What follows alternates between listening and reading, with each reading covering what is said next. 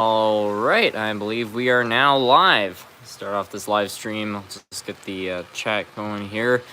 Currently running a mixed freight with a Union Pacific GE locomotive of some sort. Not exactly sure what it is. I think it might be an AC 4400, but I'm sure I'm wrong.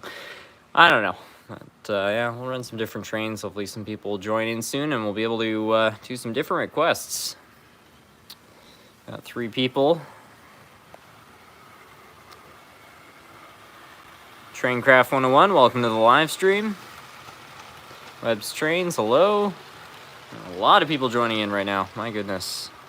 Rails of Ontario, hello. Trainboy 1016, welcome to the live stream. Mr. Toast, welcome. Andrew Perks, hello. Can we see the 30s Doodlebug? The green one?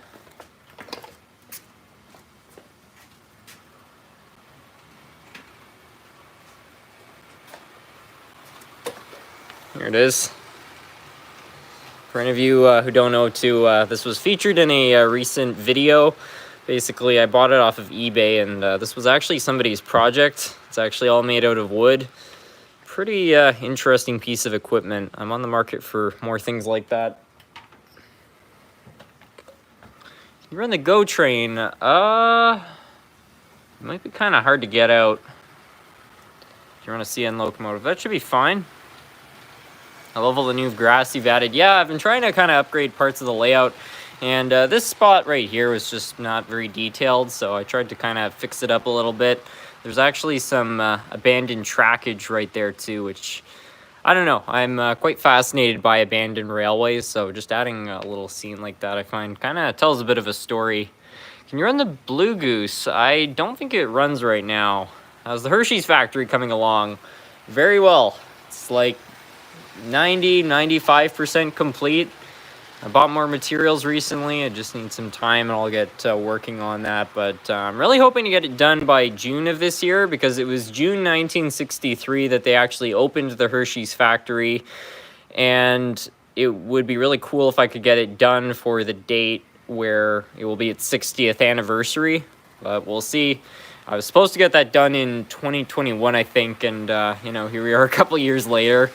But, you know, there's been a lot of changes which I wasn't expecting, so I don't have as much time on my hands to work on that as I once did. You might want to put a caboose on the abandoned track. Yeah, there's always room to add details. I mean, currently I've actually got a railway speeder.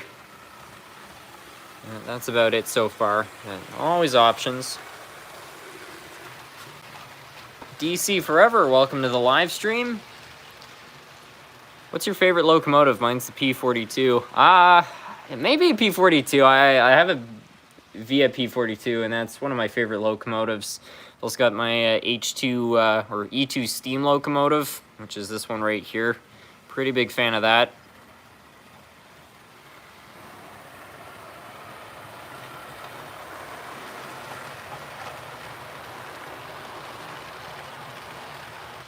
When are you going to repair the communist Polish locomotive? I don't know. As far as I know, that locomotive actually does run. Hello, how are you doing tonight? If you had to have one railroad run around the world, no other railroad would exist, what would it be? BNSF? David Z to G Scale, welcome. SMT, do you have any track plans? Well, I have one you can take. I came up with this the other day. I'll bring everybody over to a new layout, which I'm actually building. It might be kind of hard to follow because I don't actually have all the track, but this is a 4x8 layout. And what we've got going on here is we've got the main line, which, you know, I've modified the curve a little bit just to change it up a little bit. There's nothing wrong with having a loop of track, but I just figured adding a little bit of a difference would be cool. But yeah, there's 2 main lines, and basically how it's going to work is you've got this track coming inside here, loops around here. It's going to be a bridge there. It's going to actually go over itself, come back around, and then it will start running on the inside loop, which will go under there. So I think it's going to be pretty interesting. It's going to be a family friend, basically. They have a son, and they want to get him into model railroading, so they asked me if I could build them a layout. So anyways, I've just been kind of gathering up materials, so hopefully I'll have enough to finally complete this thing. But I'm going to have to go to the hobby shop, buy some risers, so on and so forth. Can you please run the O-gauge train? Well, we could try. I don't know if it's going to work. I haven't run it in a really long time, but yeah, let's try to get it going here.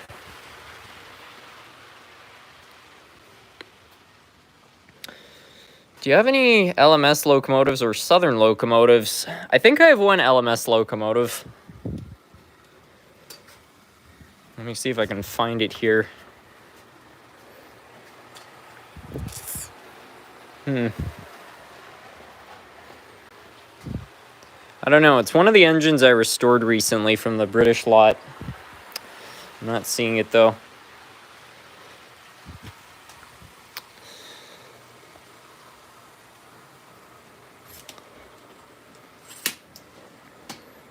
Hopefully this will start off. I need to find the plug for the controller over there. Can you run the Union Pacific Big Boy? We certainly can later. Right now we're going to try to get my O-gauge set going. O-scale, I should say. God, I can't help it.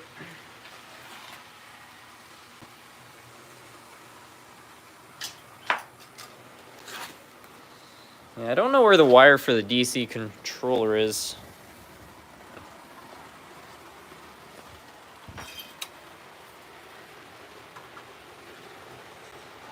Just throw that over there. I can try to do something. Can you run the E2? Probably so.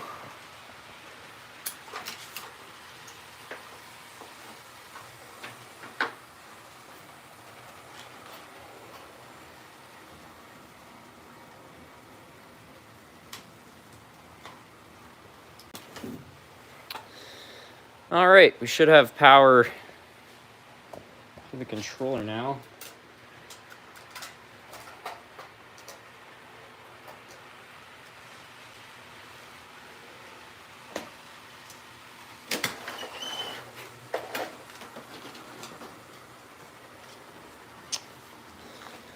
What do all of you think? Is it gonna start?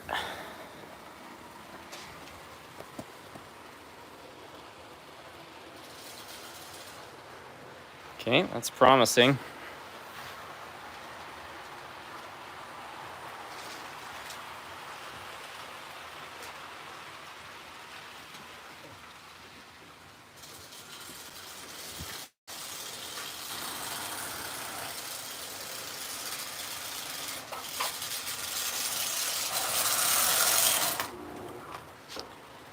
All right, I think we're gonna leave that as is for now.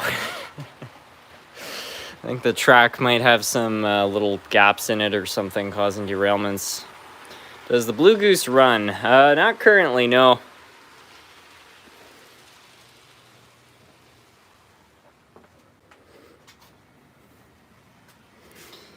Do you have any F units? We've got plenty of F units to run.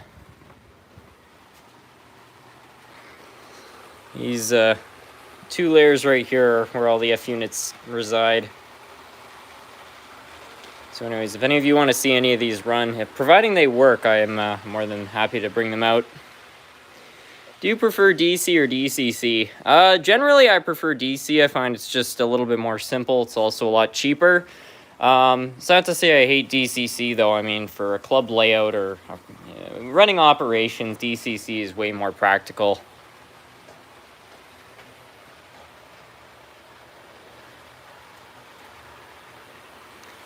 What if CSX Crazy 8s became a heritage unit instead of being rebuilt? I think that would have been great. I think a museum should have taken it over. In fact, I'm pretty sure quite a few museums offered to buy it. CSX, for whatever reason, was more interested in rebuilding it, which is really too bad because it kind of sucks now.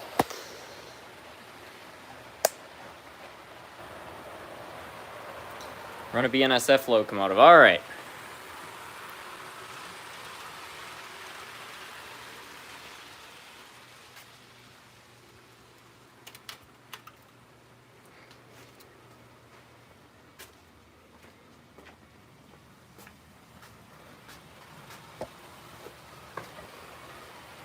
Is model railroading a cheap hobby?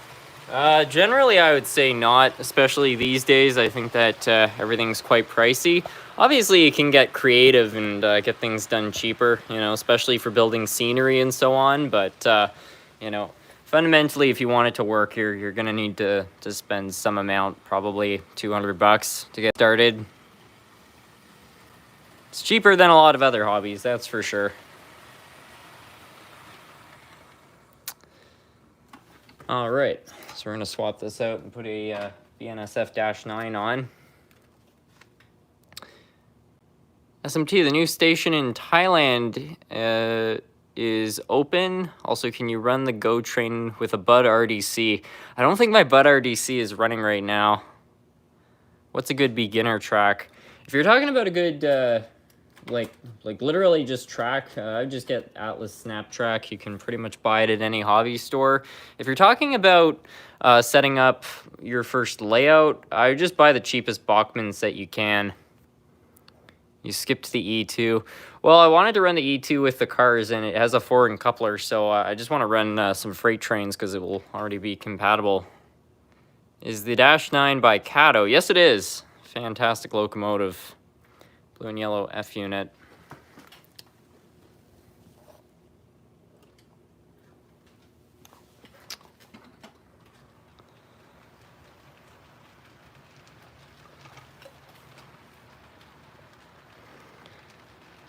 Burlington Northern.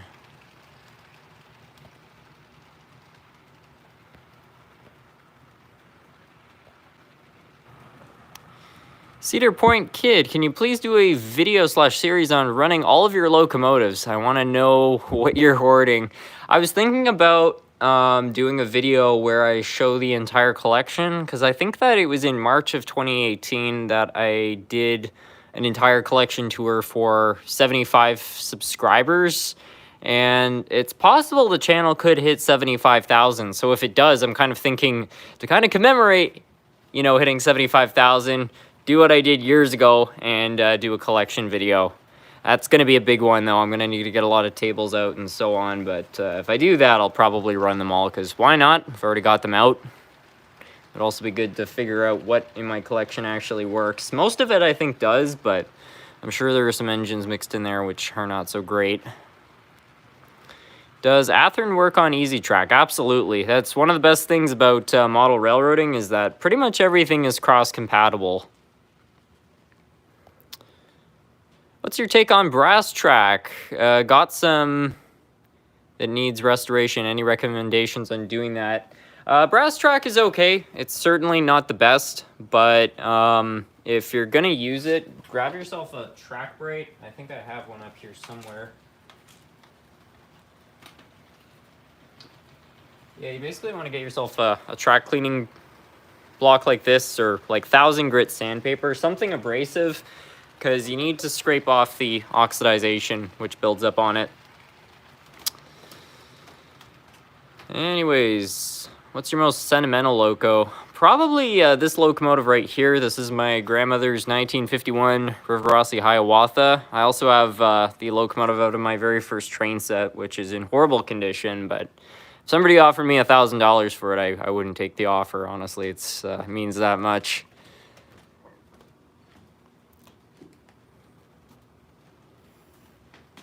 What do you recommend for a starter layout? In terms of a table, if you've got the space, get a 4x8 or larger. I mean, obviously, if whatever space you have to potentially build a layout, build it as big as possible. And, you know, I understand some people have limited space, so you've got to get creative. But, you know, the more space, the more options, basically.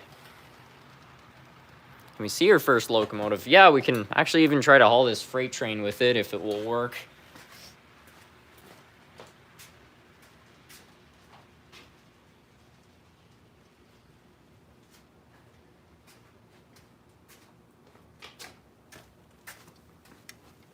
So this right here is my very first locomotive. I got it in a Rail Charger lifelike train set. And as you can probably tell, this engine's had a lot of wear put on it. Many years of enjoyment. It's in horrible condition, but I guess we'll try to haul this freight train with it, 'cause why not? I just need to get a special card to actually pull the other ones, though, because it uses horn hook couplers. Oh, these are knuckle.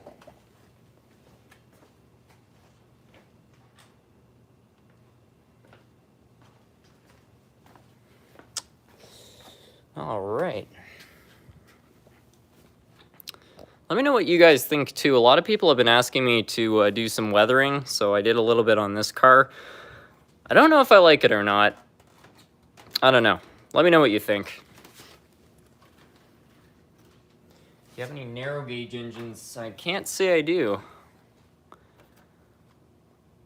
You can never go wrong with an unopened Canadian Pacific starter set. Yeah, those are excellent. I like the weathering. All right, glad to hear it.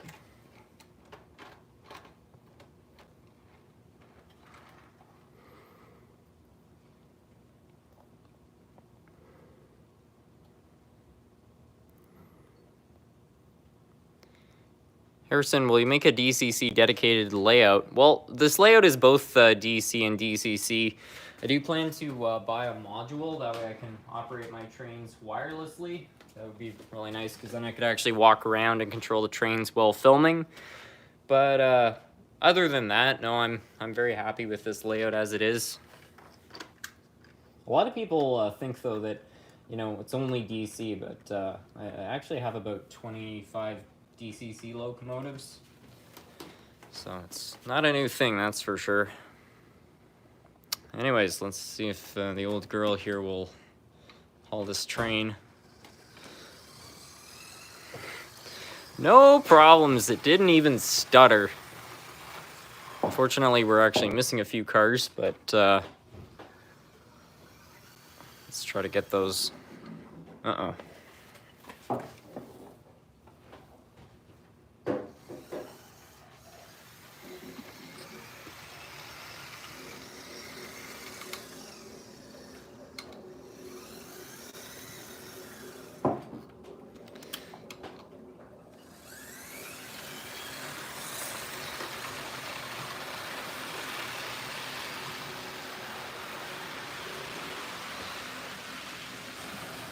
Yeah, look at her go. I can't tell you how happy it makes me to see this thing still riding the rails after all these years. I mean, you can tell it's had the snot beaten out of it, but still going.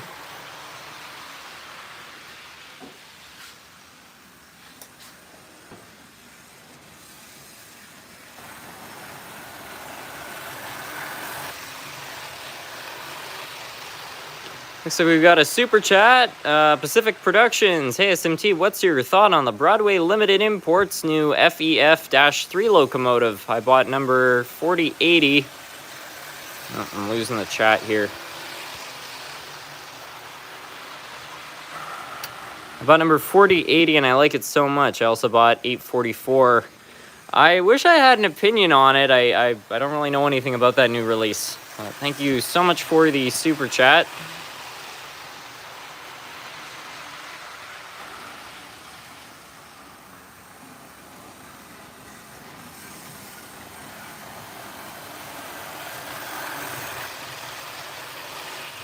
Holy, that thing moves. Yeah, for a locomotive, which has really had a lot of wear put on it, it's not bad. Greetings from Detroit, Michigan. Welcome. Anyways, I think that's enough fun with that locomotive for today. What should we run next?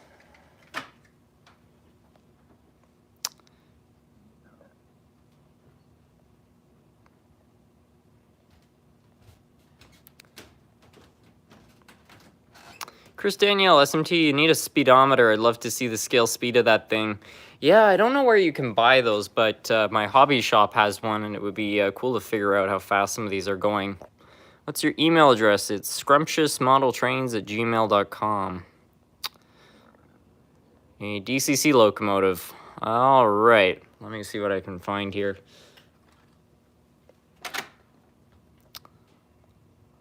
How's Nerfcat been? Nerfcat's been doing pretty good.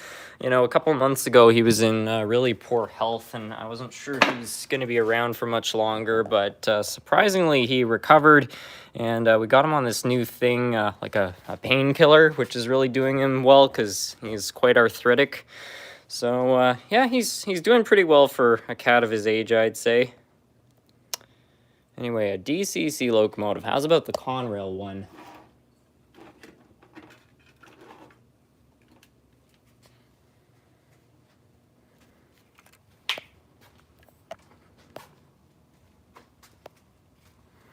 An AccuTrack speedometer is what you need. Okay, keep that in mind. I wonder if I can buy one on eBay or something.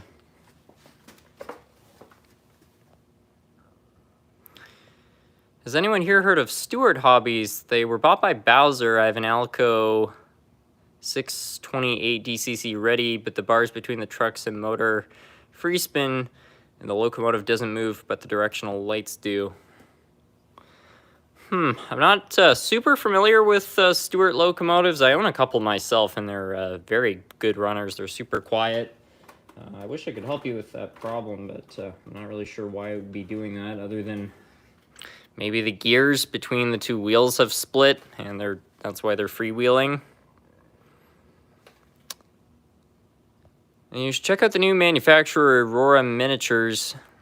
They released a locomotive, an EMD SD60F, Canadian Northern. Do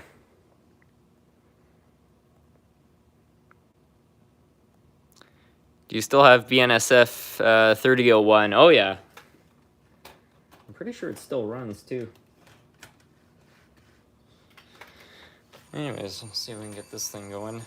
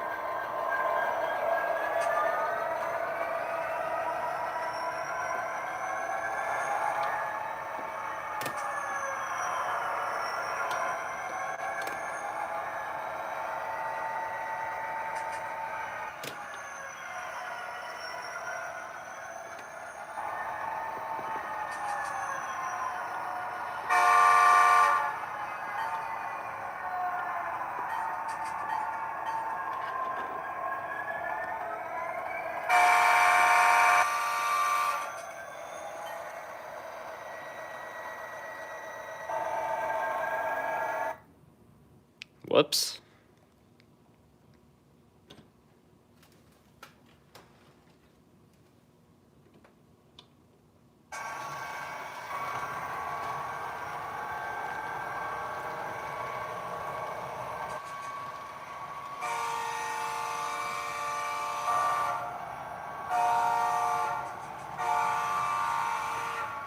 The sound quality of this engine is just terrific.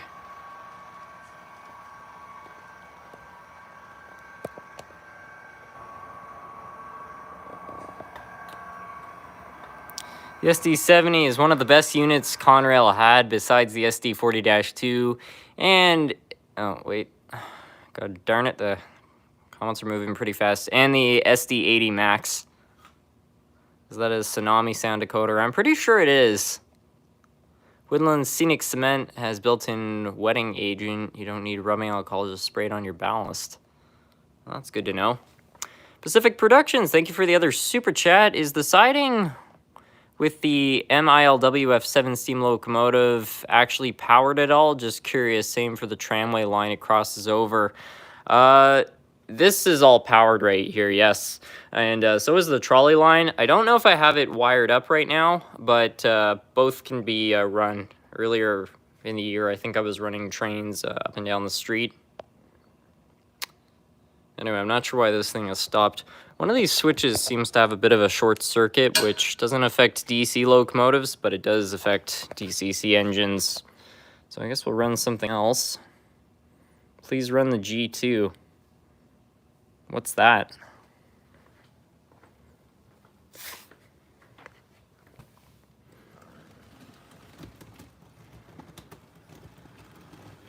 You should take a look at Australia's manufacturer, Precision.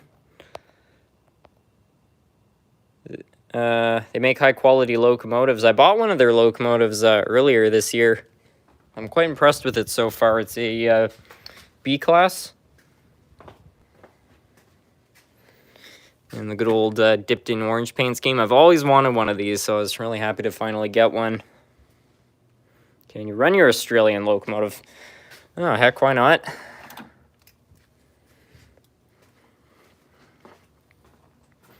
Probably run a little bit better now that I don't have that S curve in the way.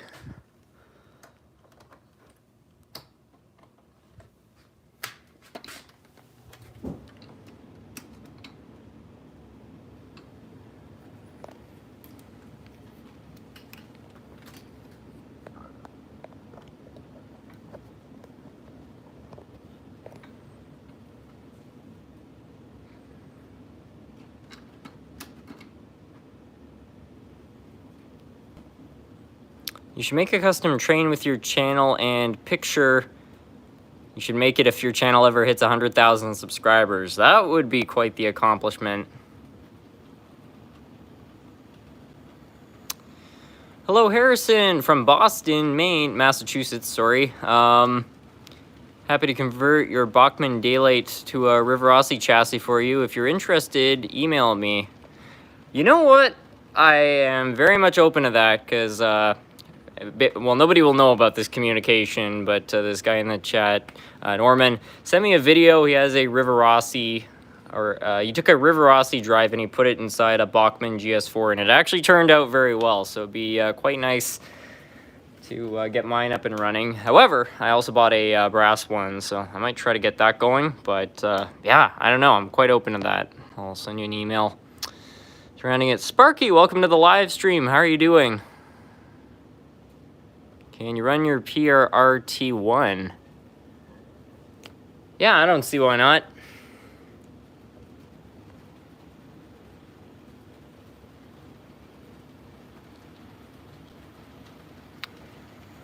Can you run a Walters locomotive?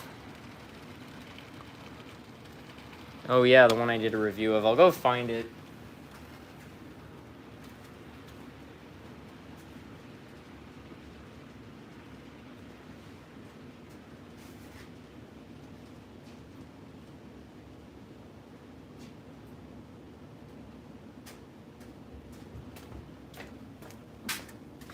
All right, I've got the Walters locomotive, and I will get the other one there too. Controller Packers, welcome to the live stream. Thank you so much for the super chat.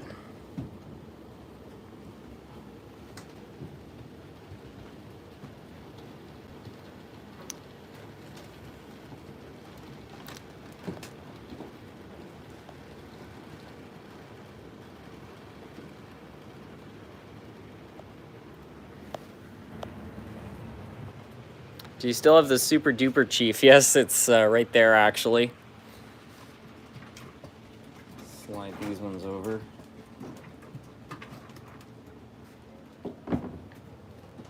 North Country Trains, welcome to the live stream.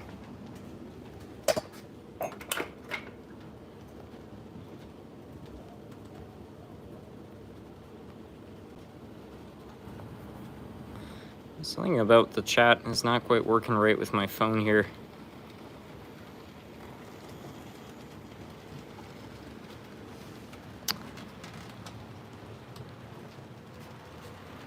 Still got the 20K subcar. Yeah, it's right here.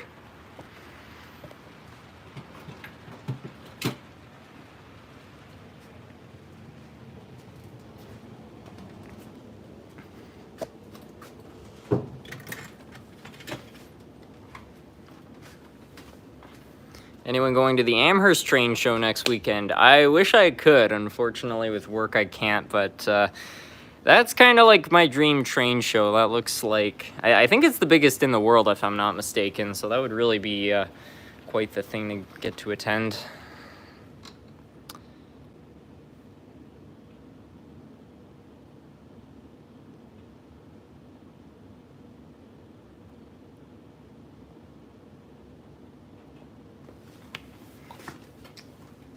Alright, let's get the T1 going here. I don't know if this is going to work, but I'll try it out anyways. Does the railway crossing sign light up? It lights up, but it doesn't flash.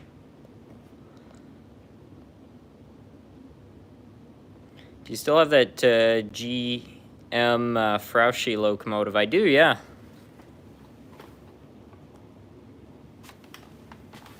Do you use Atlas or Bachmann train chat? I use Atlas track.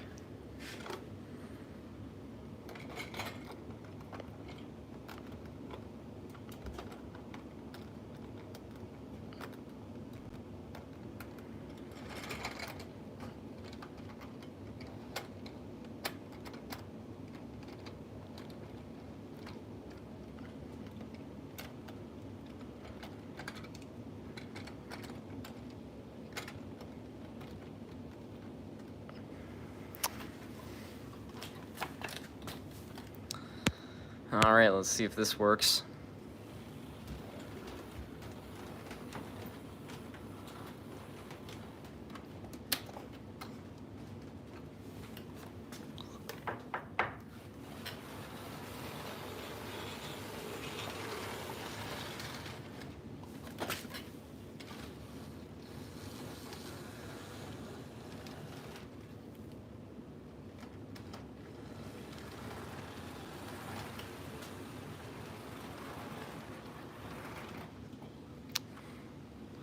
Darn it.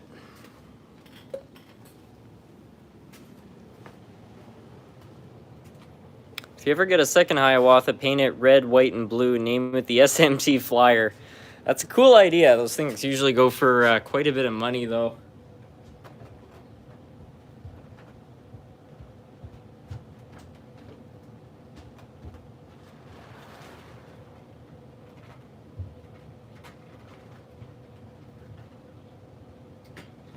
This thing is such a pain in the neck to get on the track.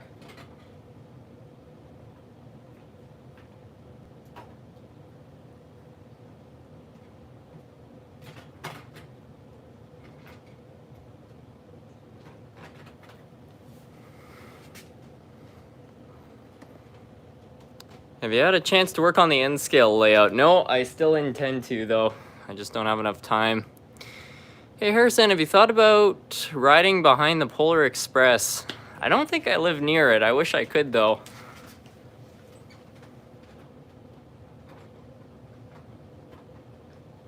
All sorts of destinations, most of which are in the United States, that I would really love to visit someday. Northlands in New Jersey being one of them.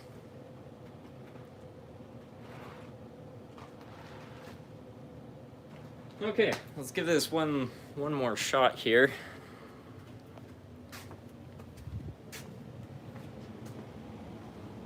Are Atlas power packs better than Bachmann? Probably so.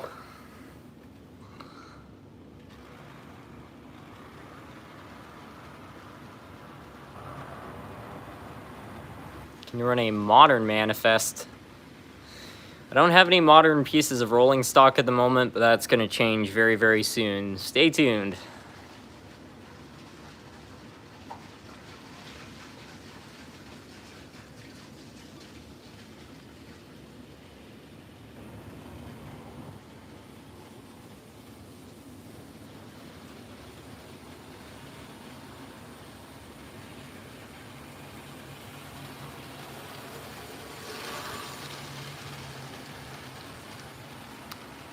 Recommendations for a train ride in Canada that isn't via rail.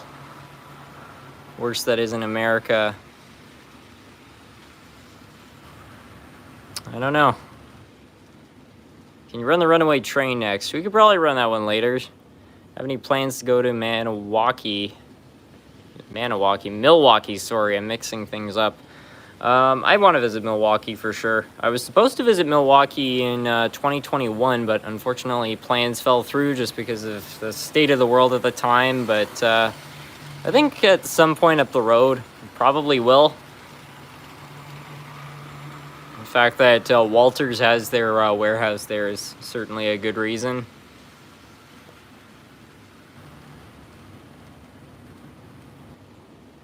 Please visit New Jersey. We have phenomenal commuter rail, light rail, and excursions. You should buy a scale trains model. I got a N-scale CSX locomotive a week ago, and it's insanely good.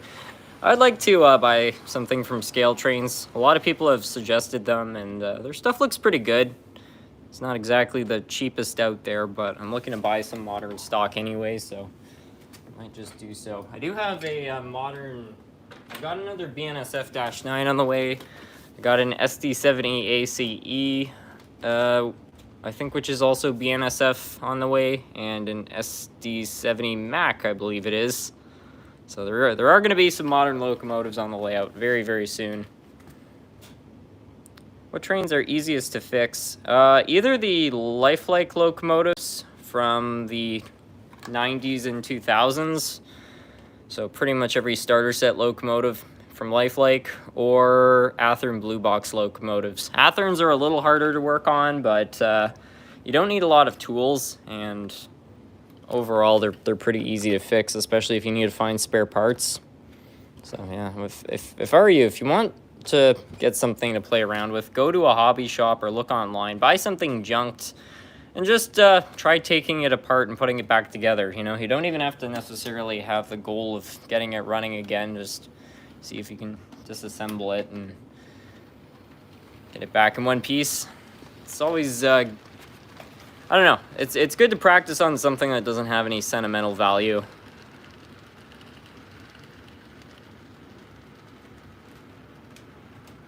GP15, yes. What are the best brands of model buildings? I'm not really aware of too many other manufacturers other than Woodland Scenics. Looks like we've got another super chat from Pacific Productions. Hey, before I head off to sleep, do you know any model train repair shops that allow you to mail trains to them? I've recently been waiting to get my HO scale MTH GS4 fixed ever since the decoder went out. I wish that there was somewhere I could point you to. I know on eBay somebody actually had a listing for a repair business, so you could go on there and see if it's still open, because they actually also do customizations and stuff. But that was a couple of years ago I saw that, but it might be worthwhile just checking them out. What time is it in Canada? It's 9:57.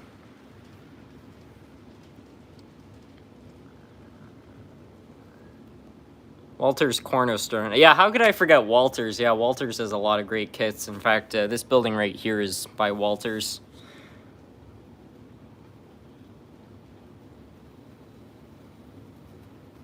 What's the Redbox series from Rivarossi, and do you have any of them? I don't know a lot about the Redbox series, but I do have a Dreyfus. Yeah, I have a Dreyfus Hudson, and I think both of my big boys are also Redbox.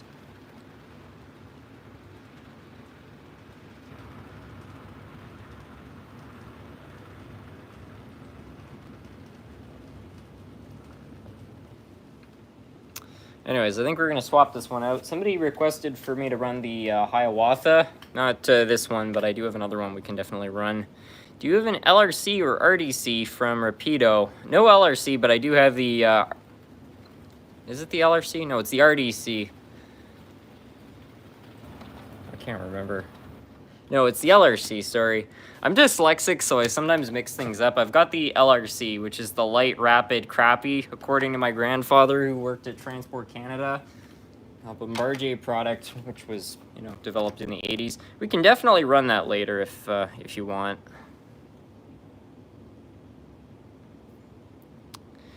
Does the trolley work? The trolley does run, yeah. Here, I'll run it quickly just to prove it.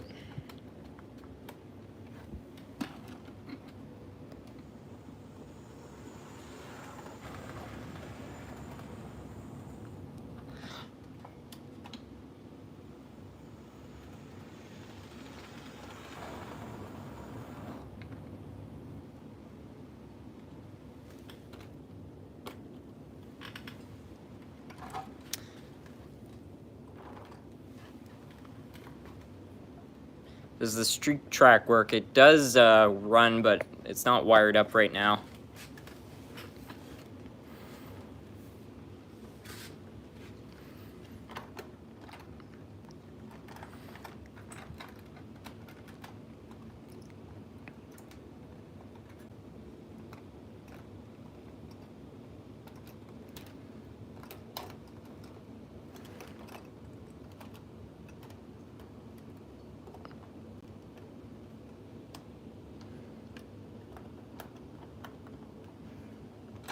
What the heck is going on with this? Okay, this is something that really bugs me. The wires get caught outside the tender sometimes. When they do, it causes the engine to sit incorrectly on the track.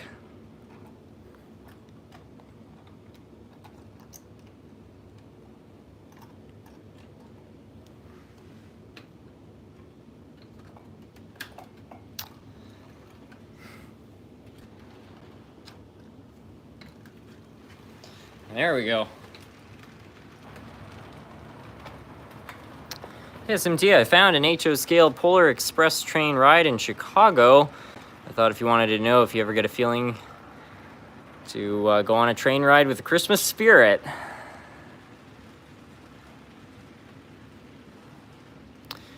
What are things to check if a train doesn't completely run? If you have a locomotive which is like stuttering, check the wheels, make sure they're clean. Check the contacts, like if it has brushes, make sure those are all clean. That's another thing you could check. Check the contacts on the motor, that's a good one. And obviously check the wires, sometimes soldering joints break, but they appear good. I really wish Milwaukee Road donated a Hiawatha to a museum.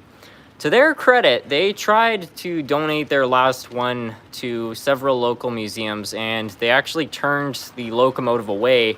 And the reason for that was, at the time, it was too modern. No museum wanted a Hiawatha because, you know, it was a streamlined engine. You know, it was just taken out of service. So, unfortunately, the last one got scrapped. But, of course, all these years later, it is now a historic locomotive, and it's been lost. But yeah, it really is a shame. I mean, it's such a beautiful locomotive. It's nice that, you know, we still have like the GS4 around, you know, the Daylight, several other engines. You gotta have people who are farsighted enough to save these things while they're still around.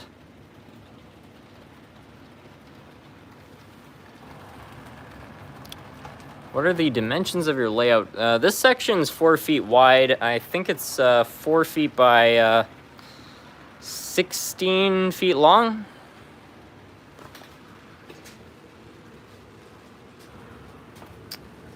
Anyway, somebody wants me to run the LRC, so we'll get that out.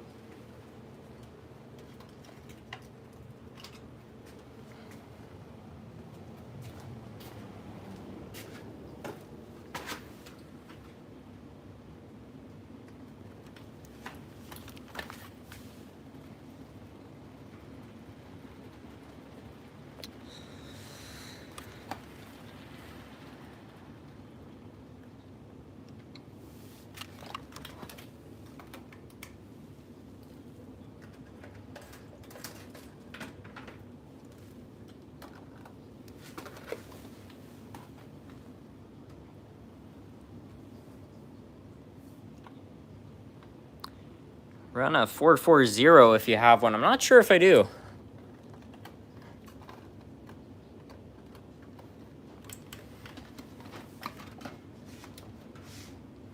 So anyway, this was basically Canada's very first high-speed train, the LRC. It was developed partially by Bombardier, which is a Canadian manufacturer of snowmobiles and jet skis, all sorts of different things.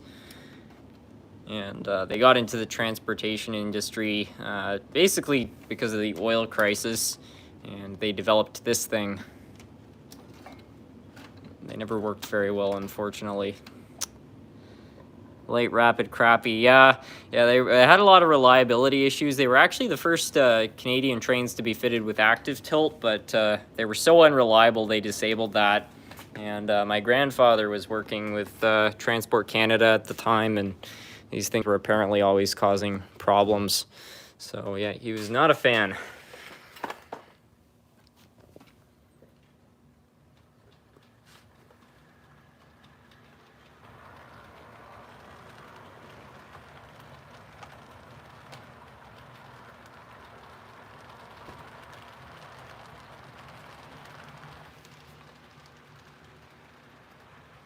What power pack do you use, and how much does it cost? DC power, I use an MRC Tech 3 9500 series. It's about $150 to buy one new, but you can find them used for as low as like 30 bucks. terrific controllers. If you find one, I'd highly suggest buying it.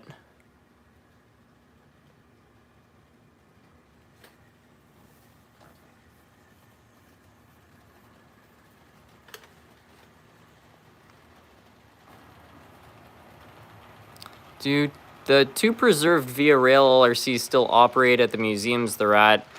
I don't know about the one that's in Toronto, but the one that's in Montreal at Expo Rail definitely does still operate, because there's a video from, I think, 2013 of them running it around the museum. So it's definitely still functional. I just don't know how much they run it.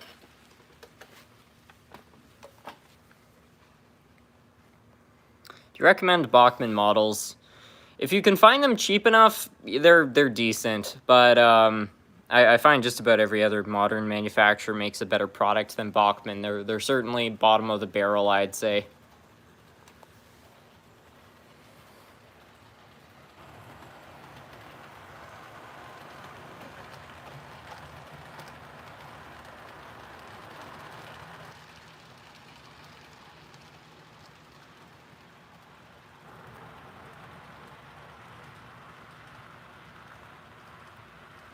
Did you ever get the Acela fixed? If so, I want to see it. Yeah, kind of. I didn't put the details back on it, but it does run now.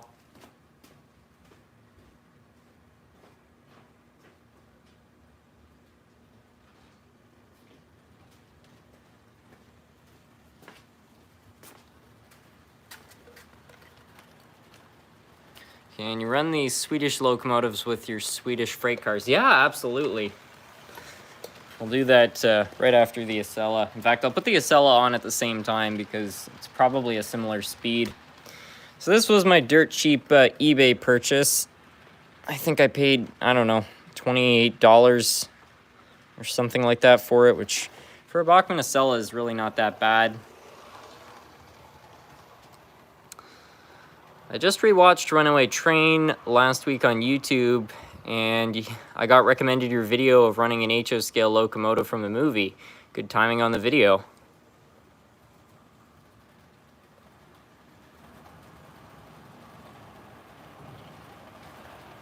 Okay, so as it turns out, the Acela is a little bit faster than the LRC.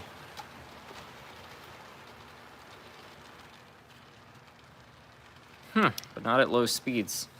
That's interesting. I'm gonna have to do some sort of a race between the TGV, the HST, what else? I don't know. I've got enough high-speed trains in the collection. I'm gonna have to test them all against each other one day. Anyways, I think we're gonna back this freight train up into the yard. That way we can take out my Swedish E2. Have you ever played the game Trains with a Z? I have played that one. That was one of my favorite games as a kid.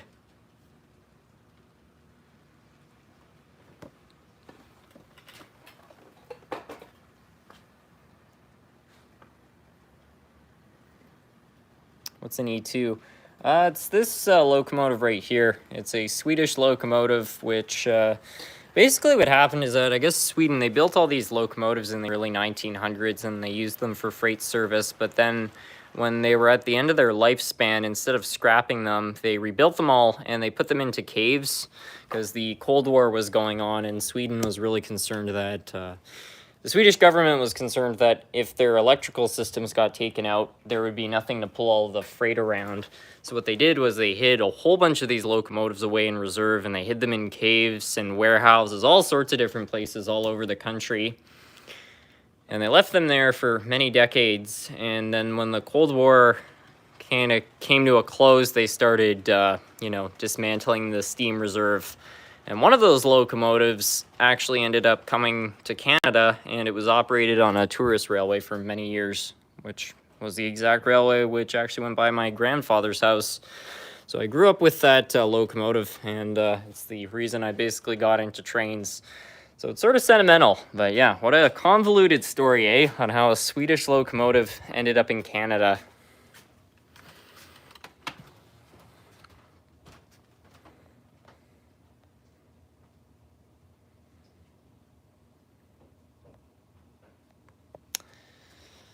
Anyways, let's get this thing on the track. I haven't run this locomotive in quite a while.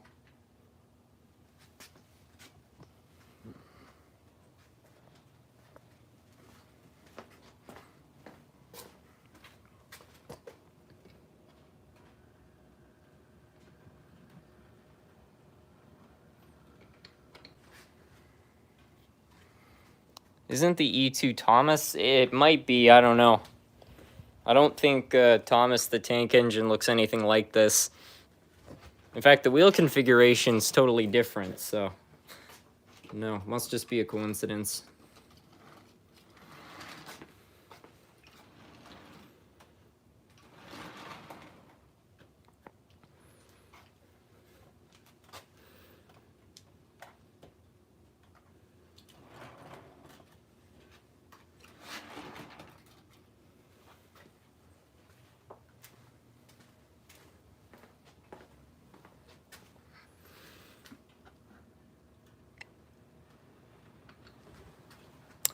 All right, there we go.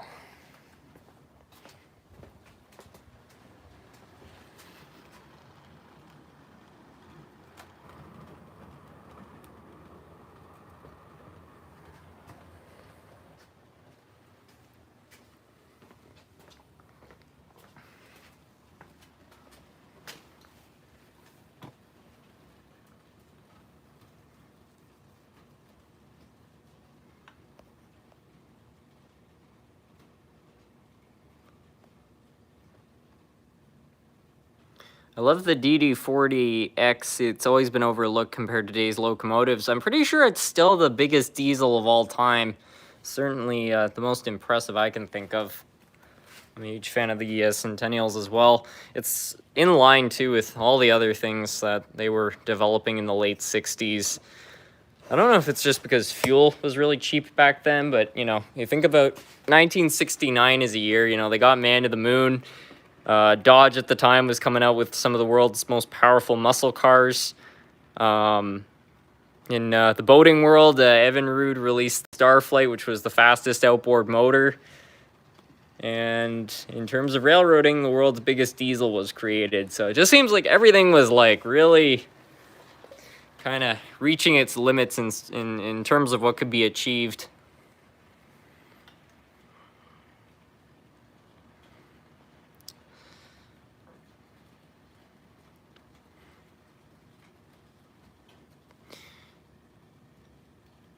Can you run most of your cars with some Canadian locomotives? I think so. 1969 was also the 100th anniversary of the Golden Spike. I was not aware of that. That's really cool.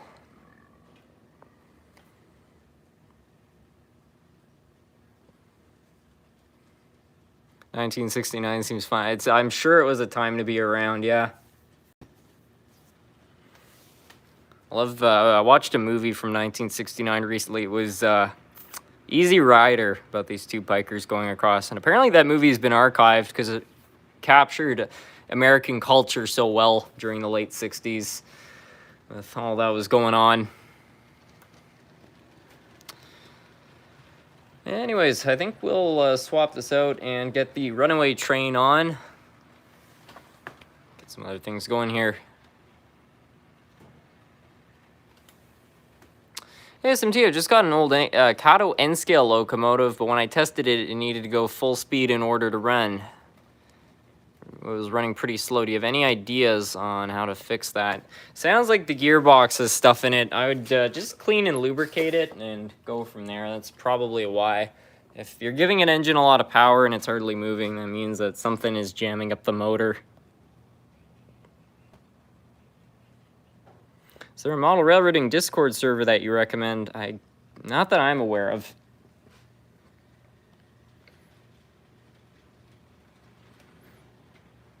Do you have any equipment from the Alaska Railroad? I don't think so. Anyways, we'll get this thing off the main line here.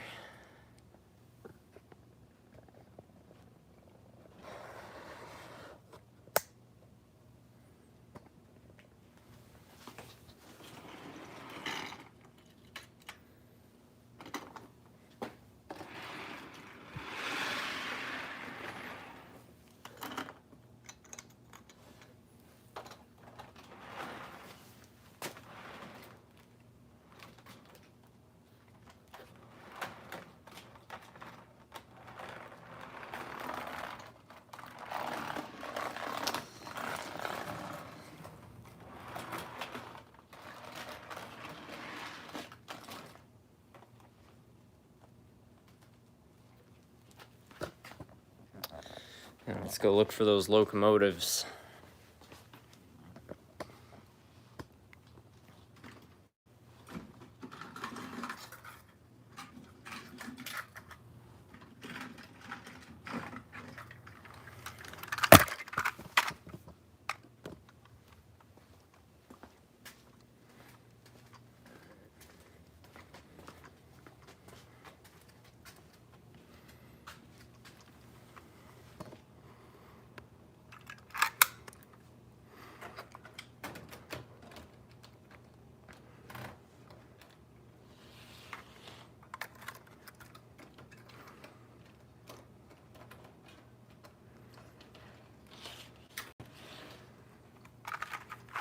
Do you have the Penline K4 Pacific? I can't say I do, no.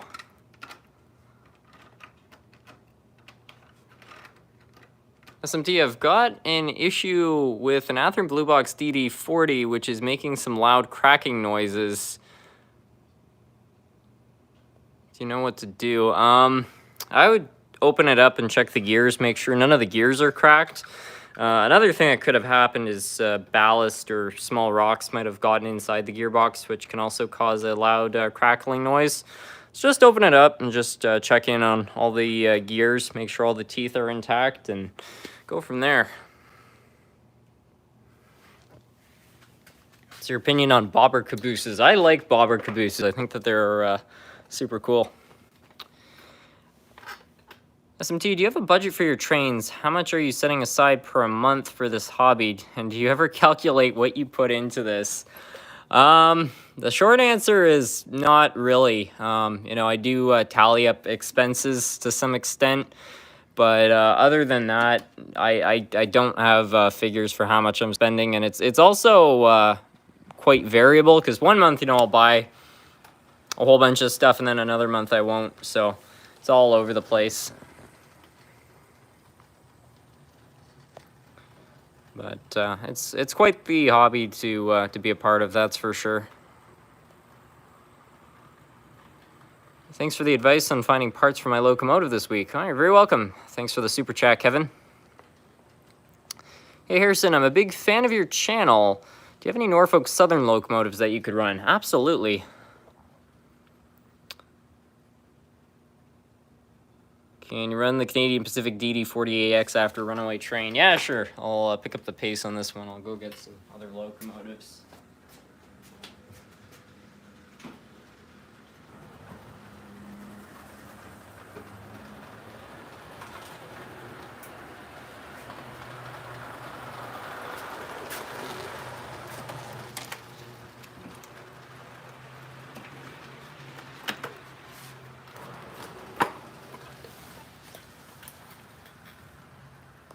Every time I see this model, I start hearing the sound from the soundtrack in that movie playing in my head.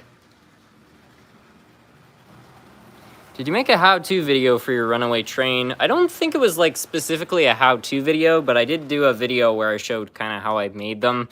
It's really easy. You just paint a whole bunch of locomotives matte black, and then you get some white paint with a matte finish, and you just kind of just dust the bottom and then spray a bit from on top. These were not very hard to put together.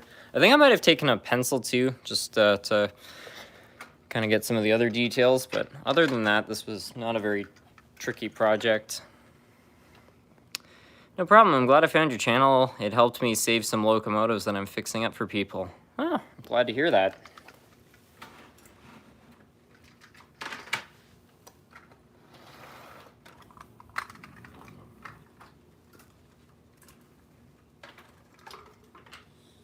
Alright, so next up, as requested, we're going to run this Norfolk Southern SD40-2. This is an Athearn locomotive, which I picked up in a lot several years ago, and it actually still runs pretty well.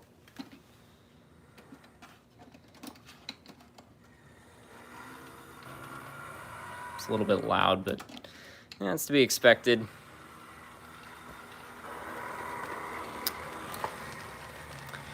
Have you ever thought of remaking running all my steam engines video? I think I probably will at some point. That's been quite a popular one, and I think considering I have better technology now, I could probably make a far better version of that.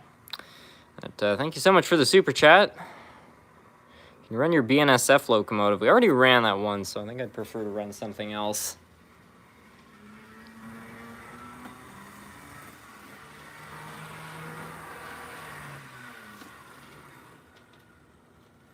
How long till you start selling SMT fiberglass branded pencils? I wish I could. Probably not, though. Anyways, as requested, we're going to run this Canadian Pacific DD40. This was a locomotive that one of my friends found at a train show, I think for $2 or something like that. Now, there was a reason it was so cheap, and that's because there was no motor. It was a dummy locomotive, but I actually had enough spare parts on hand that I was able to turn this back into a working locomotive. Hopefully it will run.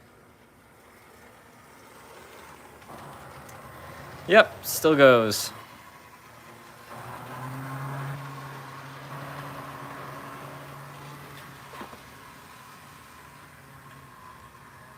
This engine actually runs half decent for a locomotive with a wooden drive shaft.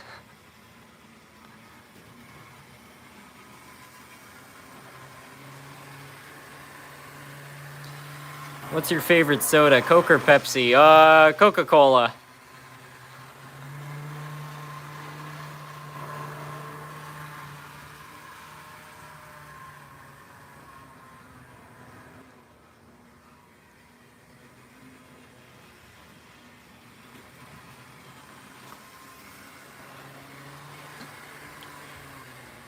I love the Frankenstein locomotives. Yeah, they're fun. This one is, it's pretty ugly, I'm not gonna lie, but for a dirt cheap project, I mean, heck, why not? Somebody's requesting that I either run my Hudson locomotive or the Kool-Aid Via locomotive. I think we'll run the Via locomotive. SMT, do you like AWVR 777? Absolutely, that's probably one of my favorite locomotives, and Unstoppable is a great movie, so I actually bought the HO scale models of those, and I'm going to be unboxing those later this year. It's kind of nostalgic. I actually saw it when it came out in theaters back in 2010. You should make a custom Unstoppable. Well, if the models are good enough, I won't have to, but we'll see.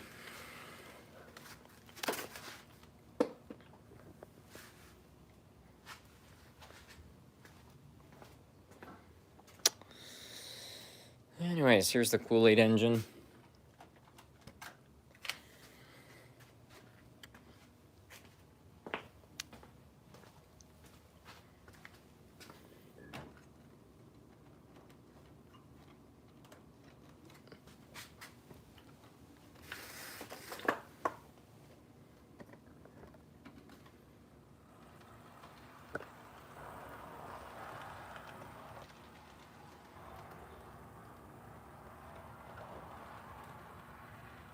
Does the rest of your family come down to run trains when you're not making any videos? Generally not. I mean, they're very supportive. A lot of my family members will stop on down here once in a while and just kind of see what I'm up to, what I'm building. Especially my dad, because he was into model trains when he was a kid. So he's very into, going along with some of the hobby shop tours and stuff. But other than that, no, it's my own operation down here.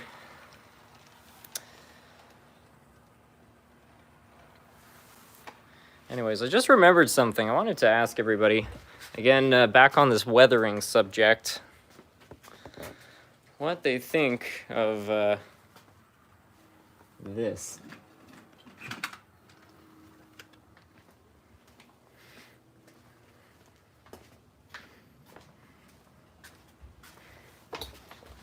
So I'm practicing with the weathering there, so I decided to practice on this locomotive right here.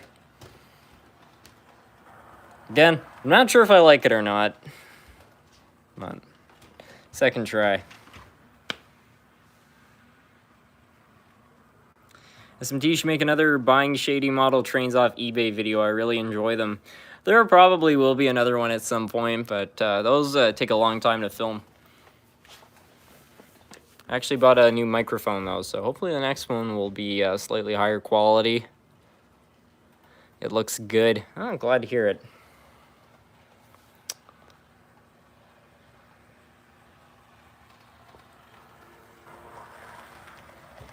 Yeah, I've been thinking about it. Like, you know, it's okay, and there are a lot of videos online on how to do really good weathering.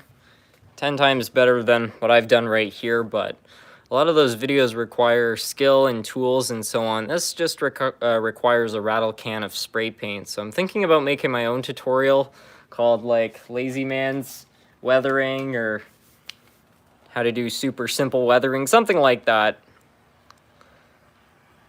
I just don't know if anyone's gonna like that or not, because again, there are better tutorials out there. What was your largest restoration project? I work on real railroad crossing bells that CN gives me right off the signal. That's pretty cool. Biggest restoration project. I don't know. Beyond model railroading, I haven't really done any repairs on anything bigger than a locomotive. I'm currently trying to rebuild a boat for the first time, but that's not complete, so it's not really a full project. Gee, other than that, though, I did a carb rebuild on an outboard motor. That's probably the biggest restoration on anything I've done. In terms of locomotives, though, it's probably that Hobbytown locomotive I worked on last year, the one that was packed with old grease. I'll actually get it out and run it if it will still go. That was a nightmare.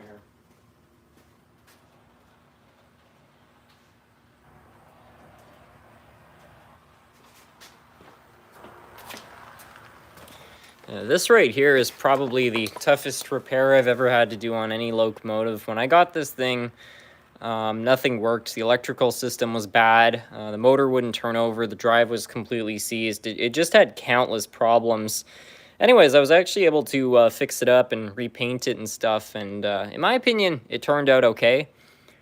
I did a video series on actually fixing this thing up, though, and it was just a nightmare. Never encountered an engine with so much old grease in it. Like, just to get the grease out of this thing was a challenge. Basically, I had to pick away at it. So, as much as I'm happy with the results, I wouldn't say I enjoyed every part of fixing this engine up. Yeah, it does still run.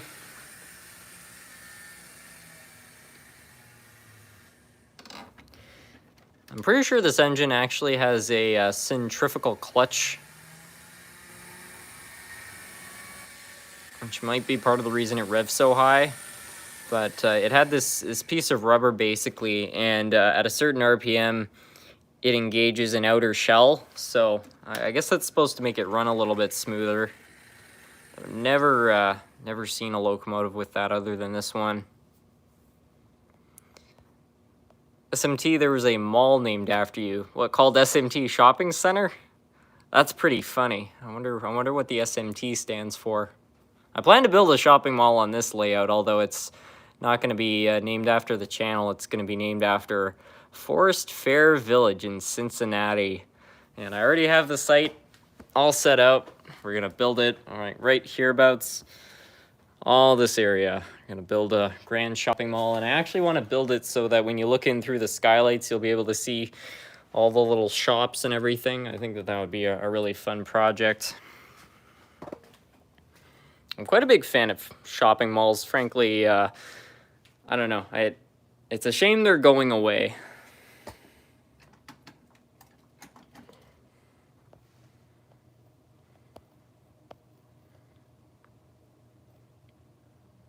You need to do a Creeperish Originals reference on some part of the layout. Yeah, my Minecraft channel.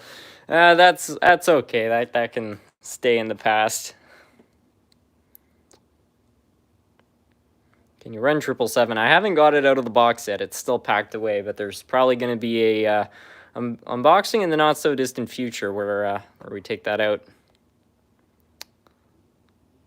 Harrison, have you considered getting an NKP Berkshire or an NKP locomotive to the collection.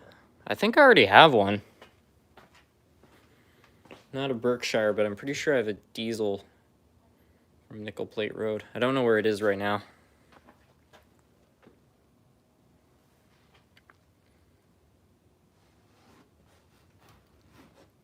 Can you run Canadian National 6060? Yeah, sure.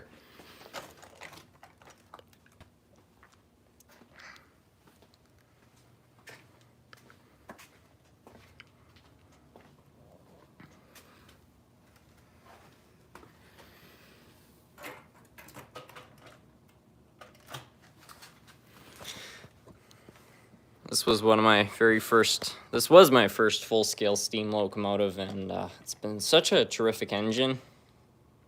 This old President's Choice / Mahano, IHC, RSO, you name it, whatever they're called, are actually quite well built. They're not, the greatest detailed.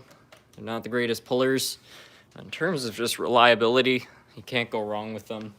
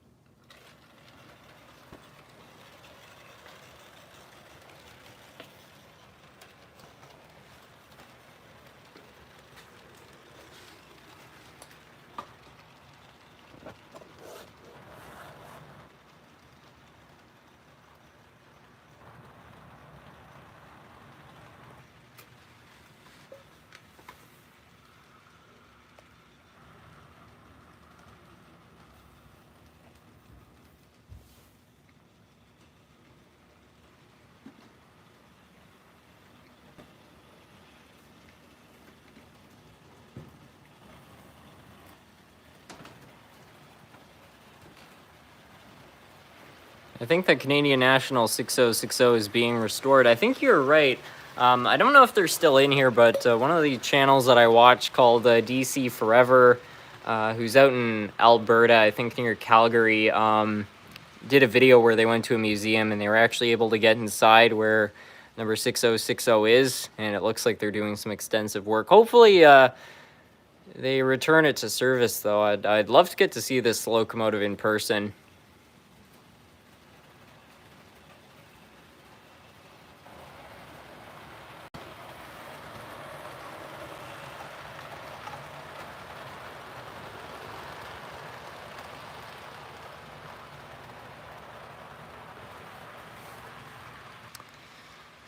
Hey SMT, I remember I joined a live stream and you gave me model railroading advice. Since then, I've gotten track, 2 locomotives, and some rolling stock. I want to say thank you for helping me with modeling. I'm very happy to hear that. North American Rail Fan, is it in the... It is in the Museum of Science and Tech. 6060. No, that's 6400.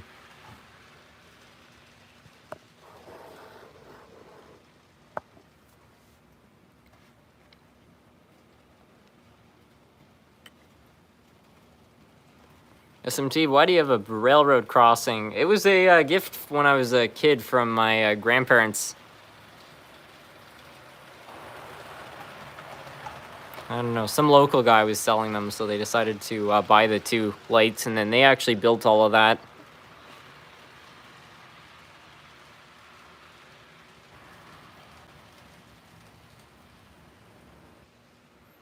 Thank you so much for the super chat, Indiana Rail Productions. Hello, SMT. Can you run an INRD and a CSX together? I don't know what an INRD is, but I can definitely run a CSX locomotive.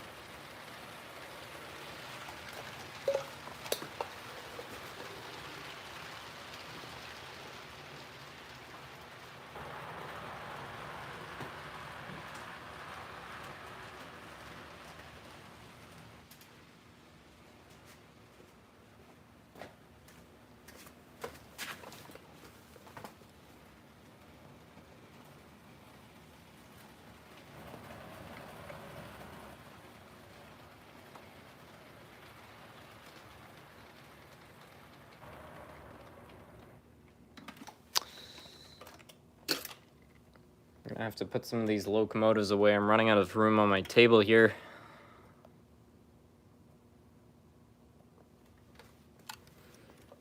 Team CSX.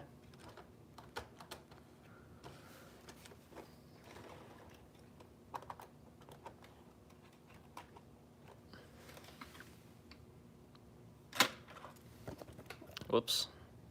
Let's see if we can get this thing to start. There we go.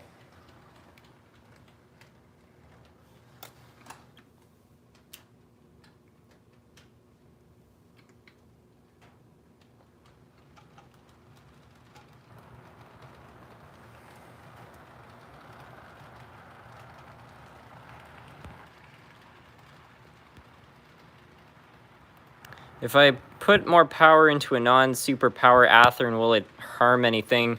No, I mean, a superpower Athearn is literally just a lead weight. They just added a little bit of lead for some pulling capacity. So if you add more power to that, or if you're talking about adding a weight to an Athearn engine that didn't have that, it doesn't make any difference. They were identical engines with the difference of that weight. So it's funny though, you know, it's all about marketing, eh? This isn't an Athearn Blue Box, this is an Athearn Super Drive.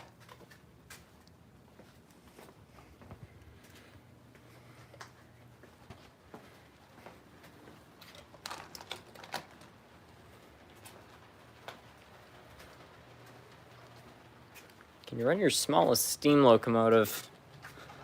I don't know what that would be, to be honest with you.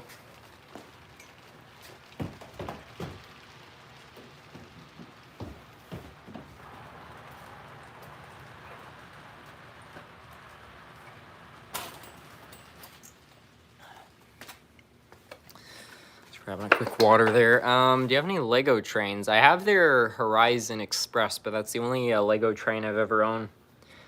An 040. Well, we can have a look through the steam locomotives and see if we can find one which maybe looks smaller than the others.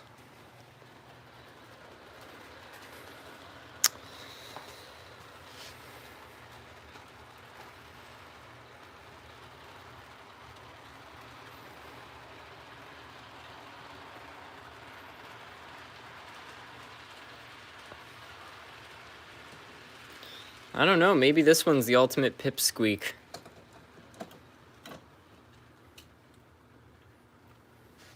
Oh, actually, I think it's this.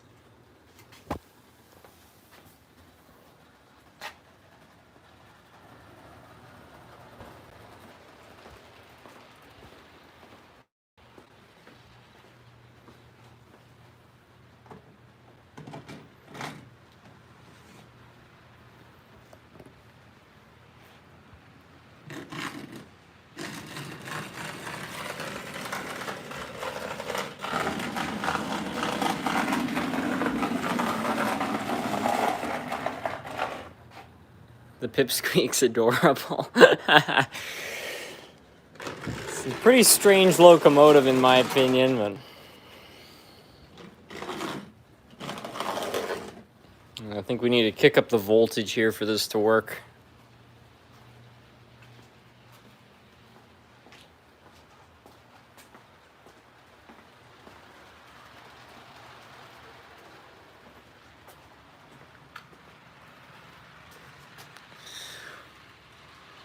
All right, there we go. We're gonna give her all the volts, all the amps. I really hope the freight train doesn't derail her. That's gonna be a mess. But anyways, let's see if we can get this steam train working.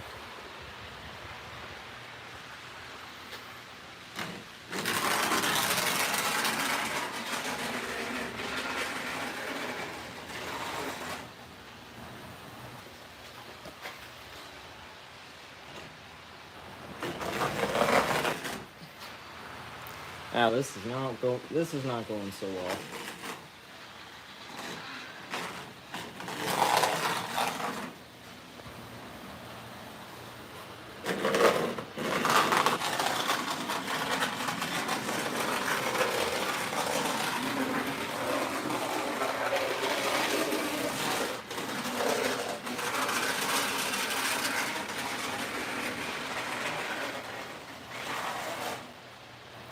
Yeah, I think that's about enough of that.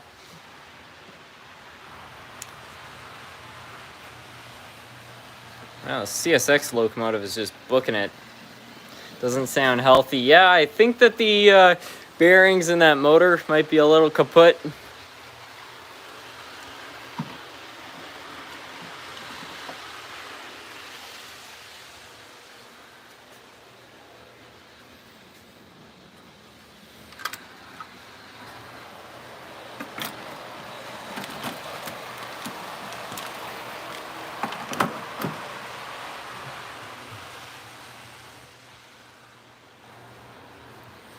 SMT, can you crash some of your trains? Well, I'd prefer not to destroy my own things. Although if I keep this thing running with enough speed, I'm sure we'll end up that way.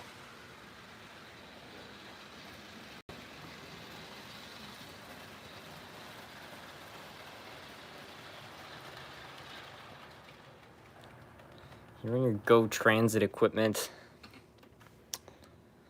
I mean, I guess it's just kind of hard to access at the moment because we've got a broken switch there, a train there, and then all these cars are actually derailed. So I don't know if it'd be really worthwhile. It'd probably take like 10 minutes to set up.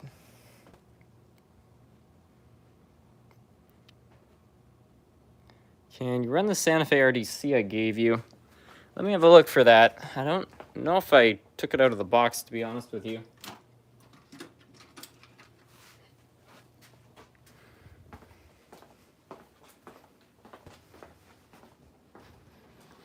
I'm gonna have a quick look here. That's not it.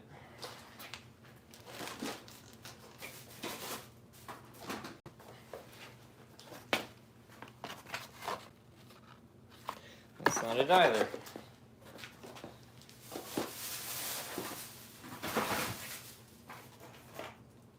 All right, I found it.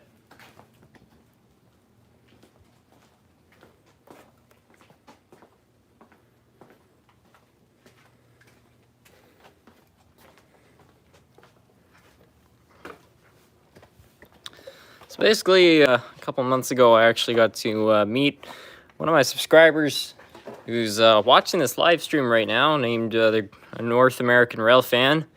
And I actually got gifted this really cool RDC. So anyways, we're going to try to run this for the first time. Hold on a moment here.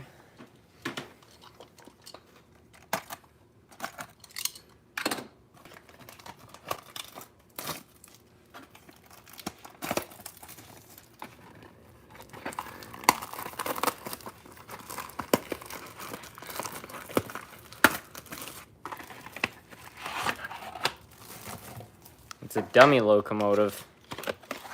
Is it? I don't know. Hey everyone, look, it's everyone's favorite cat.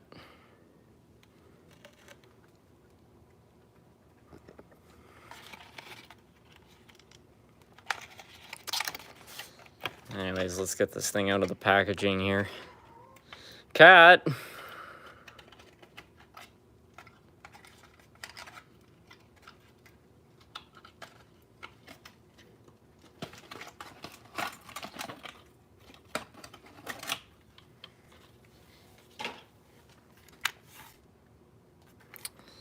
Oh, you were right. It is a dummy locomotive. All right, then. Well, I guess we'll just put that up on a shelf.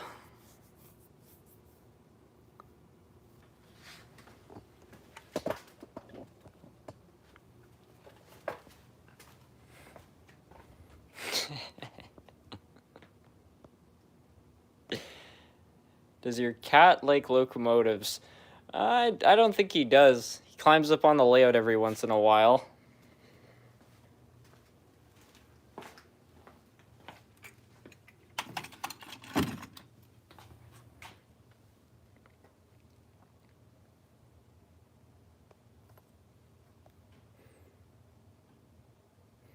If cat's like, why is there trains here? Yeah, the other day he actually climbed on top of the Hershey's factory there. That was a bit of a surprise.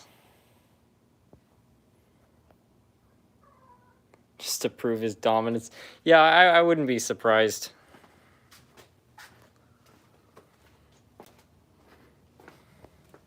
I mean, just look at this. It's great.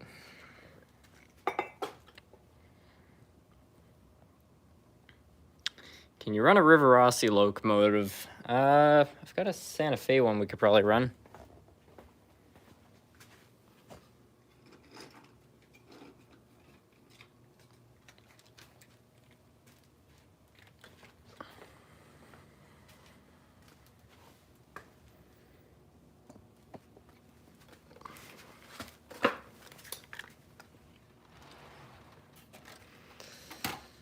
Right here.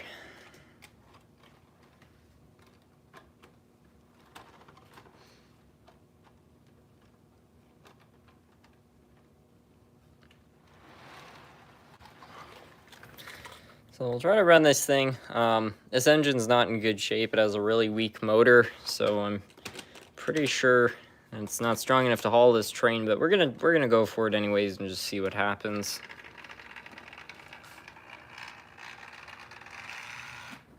It doesn't sound half bad.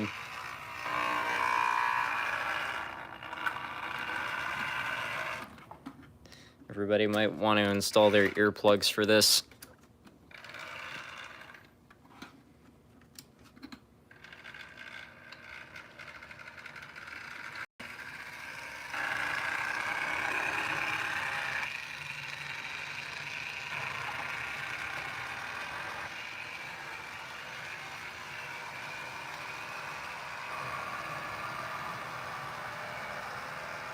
The grinding gears sound so nice. I don't even think it's the gearbox. I think it's just the motor.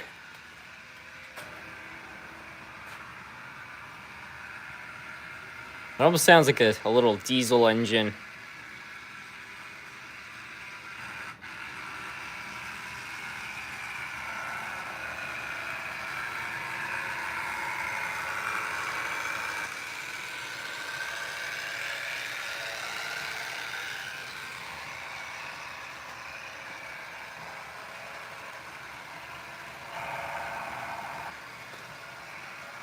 That poor thing has had a life. Yeah, it sure has. This engine could tell stories.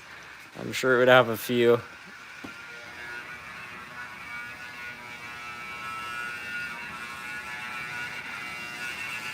The motor needs a little bit of work. I don't think the motor needs work. I think it's just tired. What is that noise? Yeah, we'll run it around for one more go.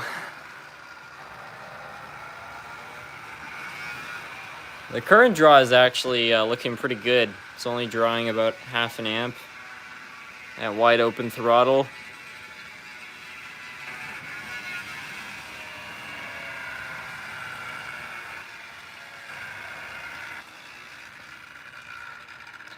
See, all these people today with their fancy DCC sound locomotives, you know, I don't know what they're missing. You know, they just need to buy old flunked locomotives like this, and they already come with built-in sound, and it's perfect. This is louder than any high-end locomotive I can think of. SMT, have you heard a song called Freight Train? No, I haven't. If anybody wants good railroad songs, though, you should check out all the stuff Johnny Cash made. Those are all great, and all the soundtrack to Railroad Tycoon. Those are some good ones. There's also a local artist called Freddie Dixon. He made a song about a train which used to be in the Ottawa Valley called the Kick and Push. So, yeah, gee, what do you search up? Yeah, search up Freddie Dixon, the Kick and Push. That's a good railroad song.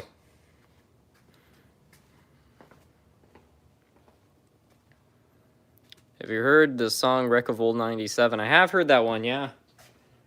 Pretty well done. I think both Boxcar Willie and Johnny Cash made a cover of that.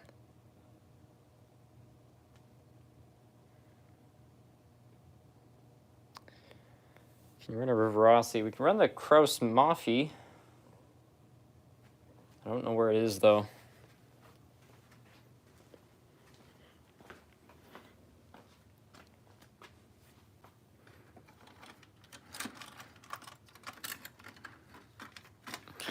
I like this locomotive, but it is really freaky looking. Like, can you imagine walking through the forest at night and this is coming down a track, you know, in the middle of the woods? Like, that would be terrifying.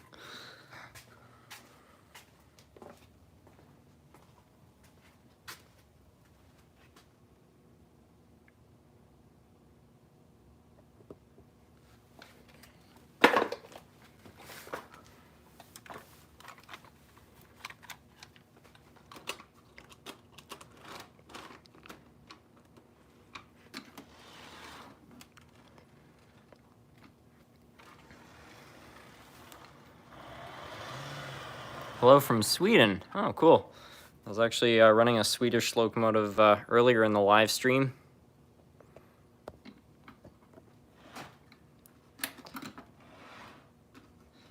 Okay, I don't know if the coupler on this is broken or what the case is. It looks fine.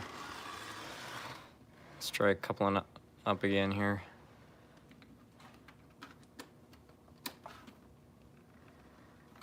Nothing.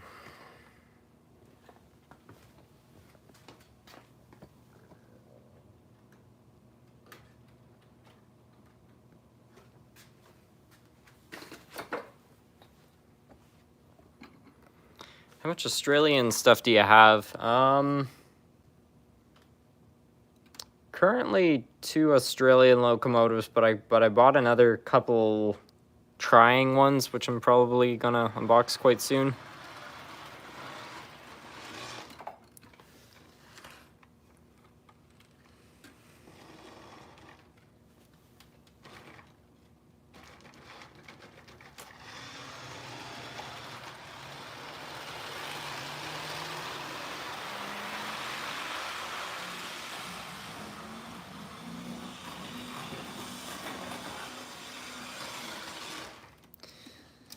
I forgot how fast this thing was.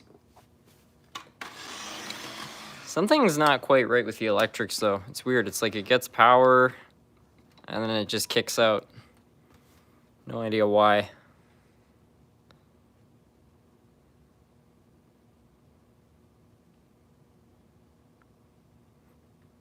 Hello from the Philippine Islands. Welcome. Can you run the T1 locomotive? Me and my dad would really appreciate it. Well, I already ran it, but if it will make your day, we'll run it one more time. I think I'm probably going to finish off the live stream fairly soon just because I don't want to keep everybody upstairs awake. But we can run a couple more.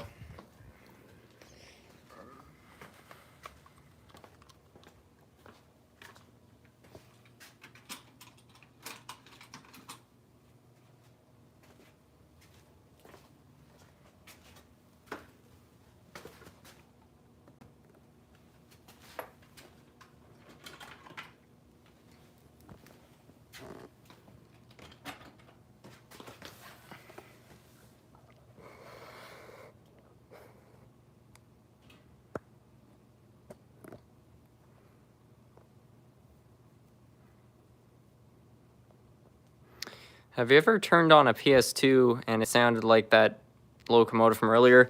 I never owned a PlayStation 2, so no, I'm not aware of any sounds similar to that.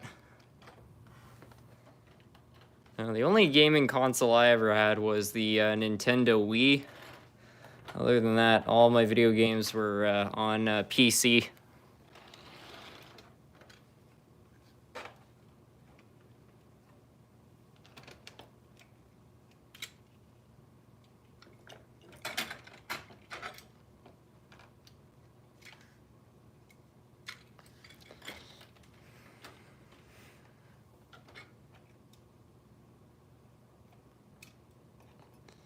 There we go.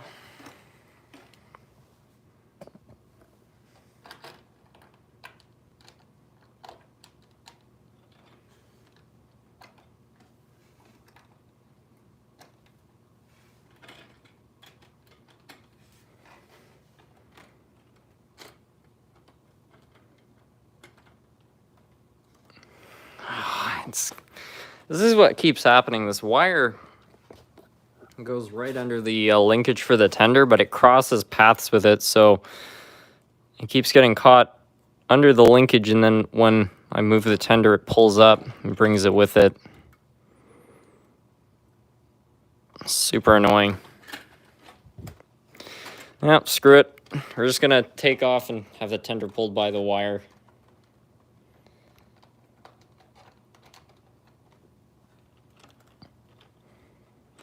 Yeah, that'll be fine.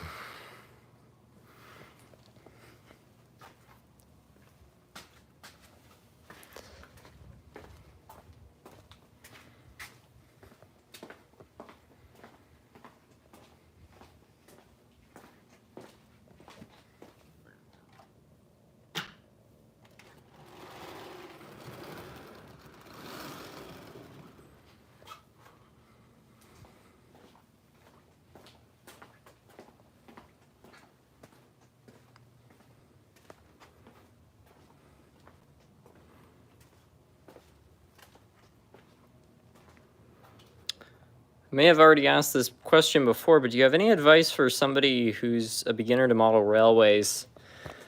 Yeah, if you're looking to buy your first train set, I'd probably just buy the cheapest one you can and then add some like Walters locomotives to that, just to save, because I find a lot of the big train sets are not a very good value for your money. But the fundamental thing, which, you know, I try to tell people as much as I can, is really make your layout about what it is you want. And I know that that seems like very obvious advice, but I find a lot of people, when they're getting into the hobby and they ask for advice, a lot of railroaders who are more into the historical side of model railroading will say something along the lines of, if you want to get started into model railroading, you've got to pick a time and a location and so on and so forth, steam or diesel, blah, blah, blah. And, you know, if you're interested in the historic side of railroading, you know, fill your boots with that. But for people who are getting into the hobby and they just want to, you know, run some trains, like, just buy whatever it is you want. If you like it, get it. Don't listen to people who are saying what's realistic and what's not, because you know what? The whole point of being in a hobby is to enjoy it. And if you're enjoying it, you're doing it right, no matter how you're doing it. So that's what I try to tell people as much as I can.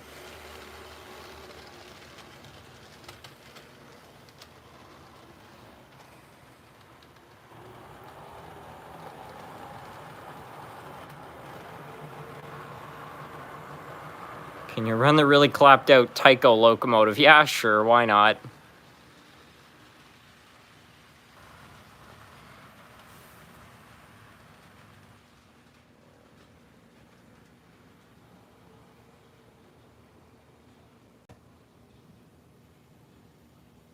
Well said, Harrison, thank you. I appreciate that.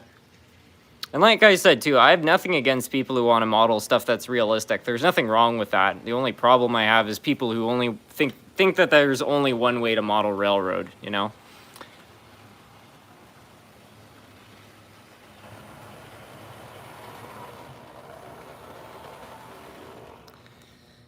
Anyway, I guess as the final train of the night, we'll try to run a really clapped out old Tyco locomotive I have. It's not going to go well, I promise you that, but we'll try to run it anyways.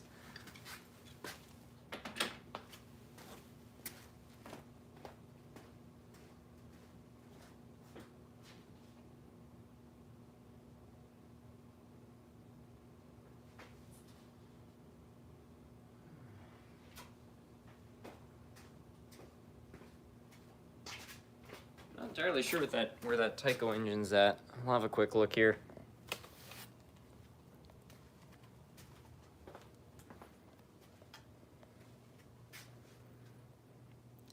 That's their railroad, not yours. Yeah, that's just it, you know? Model railroading is about building something you like, not about appeasing strangers on the internet.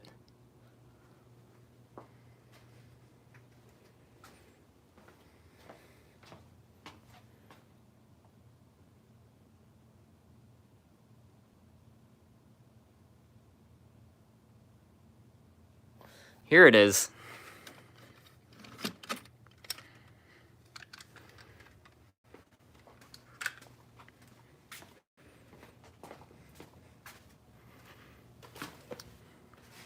I think I'll actually take the consist off the main line for this.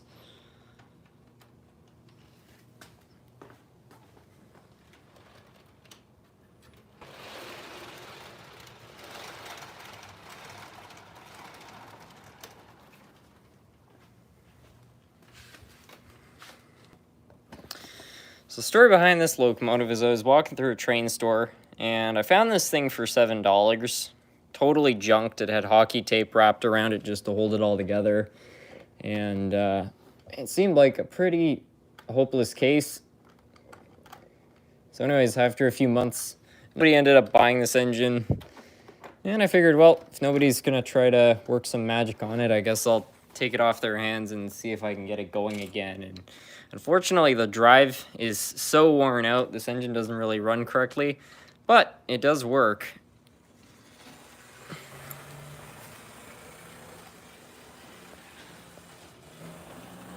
So that's reverse. Let's see if she'll go into forward.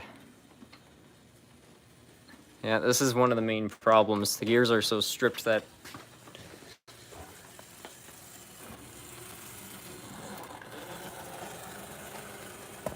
it won't even bite.